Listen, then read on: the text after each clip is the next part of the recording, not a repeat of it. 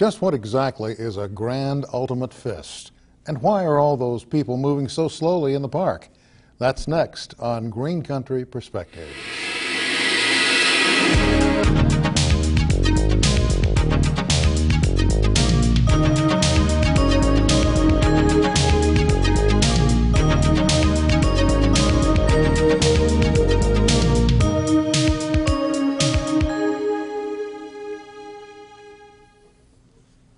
Hello everyone, I'm Sam Jones.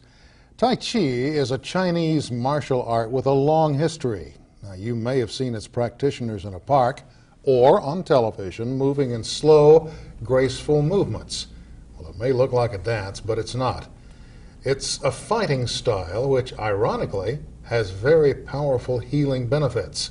And today, we're honored to have with us Sifu Rick Thomas of Thomas Academy and Master Chen Zhonghua, who is, as I said, a master. Gentlemen, welcome. Or as I should say, welcome. Well, it's thank good you, to have Sam. you with us. It's great to be here. I have to tell you flat out, I was fascinated when I started to read about Tai Chi, and I'm hoping that when this 30-minute period is over, I'll walk away with a bit more knowledge about it.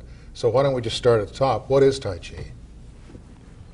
Well, Master Chen, I think you would have a better explanation for our audience.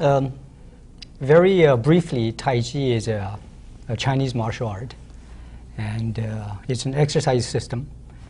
First of all, it was a martial art and became an exercise system later on when the need for martial art diminished in recent years. And we also discovered extremely rich benefits for the health. Yeah, Tai Chi is a form of Kung Fu, and way back it was used to protect one's family, one's village. So Tai Chi is a form of Kung Fu. I see. Well, but when you see folks in the park, you don't see fighting and you don't see weapons. So is it wrong to assume that even though it is a martial art, that martial art is all there is to it? Is that a bad assumption? The Tai Chi that we normally see in the parks, I would call that the exercise that is an analogy to the martial art. It's like the opera with a special choreography that the martial art applications and the original meanings are all embedded or hidden in the choreography. That was the original intent, so that other people who come to learn the art would not know how to use the applications. Later on, essentially we can say that because of that special encoding, some of the martial art applications were lost to the general public. But there is still a select body of, or a group of people in the world today who still possess the ability to use the original intent and the choreography, what it was intended for. And if I might say, we are so lucky to have Grandmaster Chen here. He is one of the world's leading authorities on Tai Chi Chuan. He's very well known throughout China. He's written several books, and we have him in Tulsa for a workshop to help my students improve themselves in this journey of Tai Chi.